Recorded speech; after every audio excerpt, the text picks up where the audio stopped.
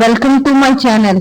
Hi అండి, ఈ వీడియోలోని ఎగ్ దమ్ బిర్యానీ ఇంట్లో ఉన్న బియ్యంతో చేసి చూపిస్తున్నాను. బిర్యానీకి బియ్యం, లవంగం, చెక్క, మిరియాలు, బిర్యానీ ఆకు, యాలకులు తీసుకున్నాను. ఉల్లిపాయలు సన్నగా తరిగినవి, కొత్తిమీర, పుదీనా రెండు కలిపి తీసుకున్నాను. ఎగ్ కర్రీకేమో ఇక్కడ నేను 6 ఎగ్స్ తీసుకుని దాన్ని బాయిల్ చేసి పక్కన పెట్టుకున్నాను. ఉల్లిపాయలు, టమాటాలు, మసాలా సామాన్లు, పెరుగు కూడా తీసుకోవాలి. ఫస్ట్ స్టవ్ పై పాన్ పెట్టుకొని అందులో ఆయిల్, నెయ్యి వేసుకొని మసాలా సామాన్లు తీసుకుని వేసుకొని ఒకసారి ఆగనిచ్చాక బియ్యం కూడా వేసి లైట్ గా వేపి సరిపడా నీళ్లు వేసుకొని ఉడికించుకోవాలి. ఉడికిన తర్వాత అది పక్కన పెట్టేసుకొని ఇప్పుడు ఇంకొక పాన్ తీసుకుని అందులోని ఉల్లిపాయలు, సన్నగా తరిగిన ఉల్లిపాయలు వేసి బాగా ఎరుపు రంగులోకి వచ్చేలాగా పెట్టుకొని పక్కన పెట్టుకోవాలి. అలాగే అదే పాన్ లోని ఇంకొంచెం ఆయిల్ వేసుకొని మసాలా సామాన్లు వేసుకుని సన్నగా తరిగి ఉంచుకున్న అల్లం, వెల్లుల్లిపాయలు కూడా వేసుకోవాలి.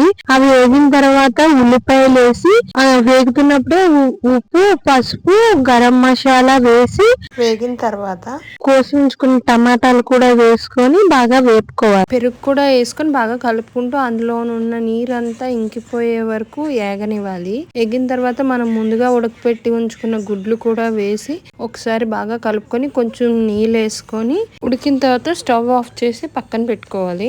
దమ్ బిర్యానీకి దమ్ పెట్టడానికి సరిపడా తపాల తీసుకొని అందులో ముందు కొద్దిగా నెయ్యి వేసుకొని అది అప్లై చేసిన తర్వాత అందులోని ముందు కొంచెం ఉడకబెట్టిన రైస్ వేసుకోవాలి ఒక లేయర్ కింద. ఆ తర్వాత మనం ఏదైతే గుడ్లు కూర వండుకున్నామో ఆ కూరను పెట్టి మళ్ళీ ఇంకొక లేయర్ రైస్ వేసుకొని దాని మీద మనం ఫ్రై చేసిన ఆనియన్స్, అలాగే పుదీనా, కొత్తిమీర వేసుకోవాలి. వేసుకొని లాస్ట్ లో కొంచెం నెయ్యి వేసుకోవాలి. ఇక్కడ నేను నిమ్మరసం అయితే వేసుకోలేదు, కానీ అక్కడ మీరు నిమ్మరసం కూడా వేసుకోవాలి. దమ్ పెట్టుకోవడమే. నేను ఇక్కడ ఏంటంటే ఈ తపాలకి ఆ ప్లేట్ సరిపోతుంది, సో దాన్ని తిరగబెట్టి మీద కొంచెం బరువు అనేది పెట్టాను. ఇలాగా పెట్టుకోవచ్చు, లేదు అంటే చుట్టూ చపాతీ పిండి ముద్ద పెట్టి కూడా ఆవిరి బయటికి రాకుండా సెట్ చేసి పెట్టుకోవచ్చు.